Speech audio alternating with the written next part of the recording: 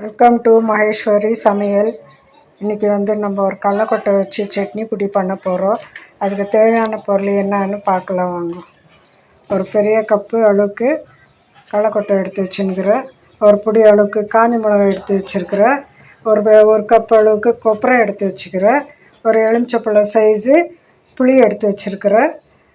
10 காஞ்ச மிளகாய் எடுத்து வச்சுருக்கிறேன். காரம் கொஞ்சம் ஜாஸ்தியாக தான் இருக்கும்.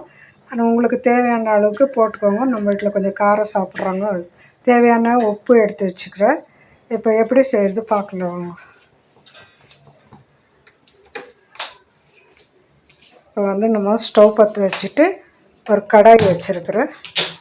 கடாய் நல்லா காஞ்சதும் கடாய் நல்லா காயட்டும்.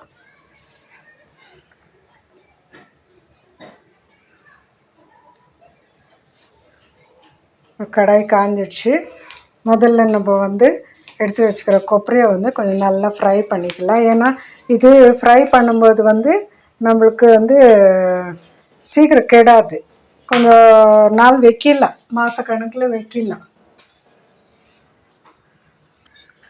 இப்போ சிம்மில் வச்சு கொஞ்சம் நல்லா நம்ம ஃப்ரை பண்ணிக்கலாம். இது சிம்மில் ஃப்ரை பண்ணால் தான் நல்லா ஃப்ரை ஆகும். இது கொப்பரையை நான் ஏற்கனவே துருவி வச்சுருந்தேன். அதுதான் இப்போ போட்டு ஃப்ரை பண்ணுறேன். நீங்கள் வேணுமெந்தால் நீங்கள் கொப்பரை வாங்கி நீங்கள் மிக்சியில் போட்டு கூட பண்ணிக்கலாம். ஆனால் என்னன்னா நல்லா ஃப்ரை ஆகணும். அப்போ தான் அது வாசனையாகவும் நல்லாயிருக்கும். ஒரு பாசை கூட நம்ம வச்சு சாப்பிட்லாம். இது நாஸ்டாக்கெல்லாம் நல்லா பிரயோஜனமாக இருக்கும். நீங்கள் வீட்டில் பண்ணி பாருங்கள். லைக் பண்ணுங்கள், ஷேர் பண்ணுங்கள், சப்ஸ்கிரைப் பண்ணுங்கள். இது வரைக்கும் நம்ம சேனலில் பார்க்காதவங்க பெல் பட்டன் அமுத்துங்க. நான் இதுக்கு முன்னே ஒரு 3-4 வீடியோ போட்டிருக்கிறேன். அதில் புளியோகரை பண்ணியிருக்கிறேன். அதுக்கப்புறம் இது ஃப்ரைட் ரைஸ் பண்ணியிருக்கிறேன். அப்புறம் இது தக்காளி சட்னி பண்ணியிருக்கிறேன். அது கூட நல்லாயிருக்கும் டேஸ்ட்டாக. இப்போ ப்ரௌன் கலராக ஆயிடுச்சுன்னு நம்ம ஸ்டவ் ஆஃப் பண்ணிடலாம். ஒரு தட்டில் எடுத்து கொட்டிக்கலாம்.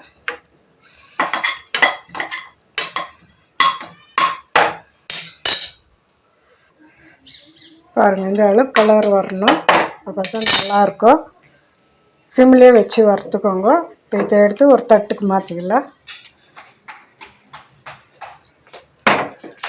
மறுபடியும் ஸ்டவ் ஆன் பண்ணி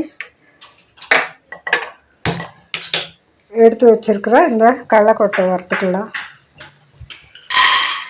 கடலக்கொட்டை கூட சிம்லேயே தான் வச்சு வறுக்கணும்.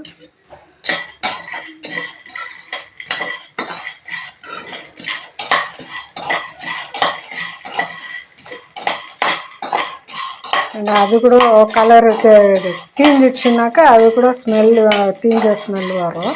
அதனால சிம்மில் வச்சு வறுத்துக்கலாம். நம்ம நல்லா வறுக்கணும். எண்ணெய் எல்லாம் போடக்கூடாது. அதுலேயே எண்ணெய் எல்லாம் விட்டுக்கோ. ஏன்னா தேங்காய் இருக்குது இல்லையா, கொப்பரை, அந்த கொப்பரையிலே எல்லா எண்ணெய் விட்டுக்கோ. அதனால் நான் எண்ணெய் போடுறதில்ல.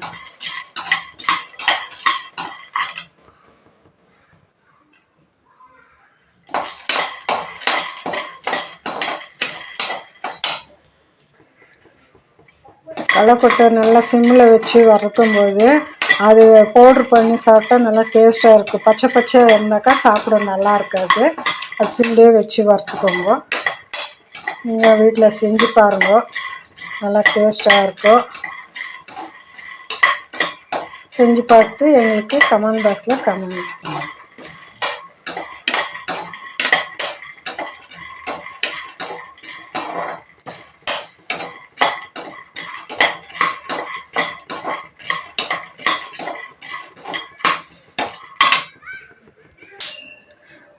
இப்போ இது ஓரளவுக்கு நல்லா வறுத்தாச்சு.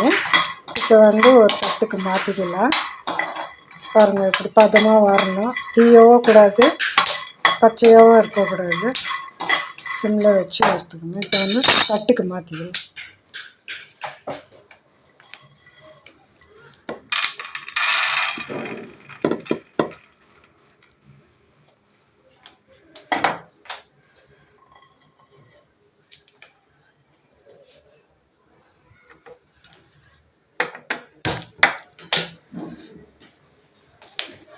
இந்த எடுத்து வச்சுருக்குற காஞ்ச மிளகாவை 10 மிளகா எடுத்து வச்சுருக்கேன். இப்பயே வந்து சிம்மில் வச்சு வறுத்துக்கலாம் நம்ம. அது கூடவே இது கருவேப்பிலை போடுறேன். ரெண்டும் சேர்த்து ஒன்றா வறுத்துக்கலாம் நம்ம. காஞ்ச மிளகா கருவேப்பிலை ரெண்டும் தீயாத சிம்மிலே வச்சு வறுத்துக்கணும். கையாட்டினே இருக்கணும், விட்டால் தீஞ்சிடும்.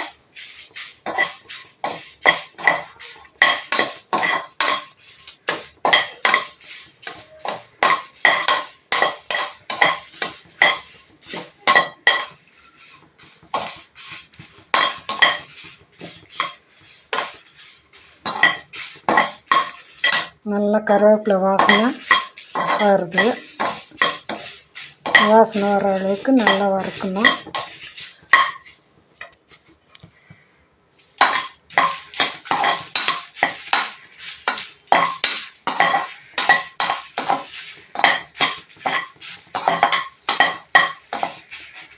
நல்லா வறுபட்டுடுச்சு. இதையே ஒரு தட்டில் ஸ்டவ் ஆஃப் பண்ணிட்டு ஒரு தட்டில் மாற்றிக்கலாம். இதை வந்து ஒரு தட்டில் மாற்றிக்கலாம்.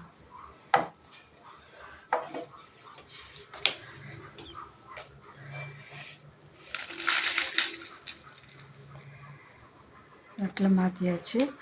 கொஞ்சம் சூடு ஆறுனதுக்கப்புறம் நம்ம ஜாரில் போட்டு இது எல்லாமே அரைச்சிக்கலாம்.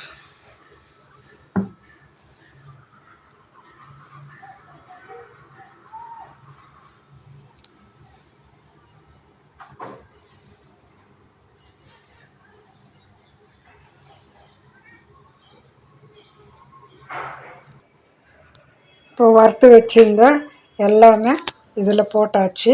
இப்போ நம்ம வந்து மிக்சியில் போட்டுன்னு வந்துடுறோம், காமிக்கலாம். இப்போ நம்ம அரைச்சி வச்சுருந்த எல்லா பொருளுமே நம்ம மிக்சியில் போட்டுன்னு வந்தாச்சு. இது வந்து ஸ்டோர் பண்ணி கூட வச்சுக்கலாம் நம்ம பாட்டிலில். இட்லிக்கு, தோசைக்கு, சப்பாத்திக்கு எல்லாத்துக்குமே நல்லா யூஸ் ஆகும். நீங்கள் செஞ்சு சாப்பிட்டு பாருங்கள். உங்களுக்கு பிடிச்சிருந்துச்சுன்னா லைக் பண்ணுங்கள், ஷேர் பண்ணுங்கள், சப்ஸ்கிரைப் பண்ணுங்கள், கமெண்ட் பாக்ஸில் கமெண்ட் பண்ணுங்கள். தேங்க்யூ.